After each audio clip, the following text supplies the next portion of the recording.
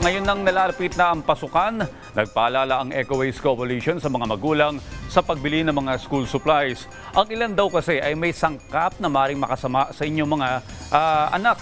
Si Gabby Natividad sa detalye. Rise and shine, Gabby. Mahigit isang linggo na lang ay balik eskwela na. Kaya naman hindi nakakapagtaka kung dagsana ang maraming magulang na namimili ng school supplies para sa kanilang mga anak. Kasabay nito, nagpaalala ang isang organisasyon laban sa labis na lead component o polyvinyl chloride o PVC na maaaring laman ng ilan sa mga gamit sa paaralan. Ayon kay Dr. Luis Apostol ng Eco Waste Coalition, ang mataas na lead content ay nagdudulot ng matinding pinsala sa utak, lalo na sa mga bata at mga buntis. Yung lead, nabanggit natin, pampatingkad yan, no, nilalagay sa pintura, pero ang lead ay isang tinatawag na neurotoxicant. Ibig sabihin, tinatarget at napipinsala niya ang utak.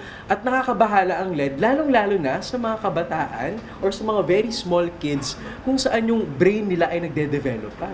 Ayon na rin sa mga pag-aaral, kapag na-expose yung mga very young kids or kahit yung mga nanay na nagbubuntis sa mataas na levels ng lead, maaari daw itong makapagpababa ng IQ. Kaya naman payo nila sa mga magulang, i-check kung may mataas na level ng PVC o lead ang mga gamit tulad ng mga water jug, pencil case, plastic folders at marami pang iba.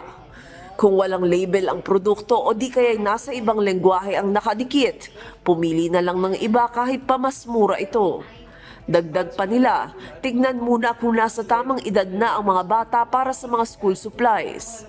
May mga gamit kasi na hindi pa pwede para sa mga murang edad. Kung may matinding amoy naman ng plastik ang gamit, inaabisuhan ng publiko na ibilad muna ito sa araw o pahanginan muna. Hindi yung gagamitin mo agad, no? Pahanginan, ibilad sa araw, no? Para at least yung mga, marami kasi sa mga chemical na ito ay nawawala naman or nagdi-disperse sa hangin. No? Samantala, sa Divisoria, nakilala ng PTV ang inang si Mary Joy na aminadong hindi pa nasisilip ang ilan sa mga nabiling school supplies. Late na rin daw kasi nagbigay ng listahan ng mga bibilhin ang teacher.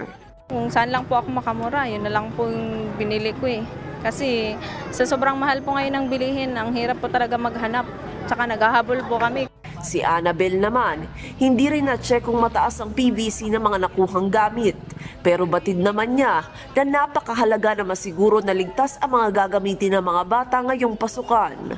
Yung sa PVC, hindi ko na na-check eh. Pero bag na lang ang bibiling ko kasi nakabili na ako ng mga notebook. Siyempre, para hindi nakakasama sa mga bata dahil sila ang gagamit. Kaya kailangan aware tayo sa kung ano yung mga sangkap na nandun. Gabby Natividad para sa Morning Show ng Bayan, Rise and Shine Pilipinas.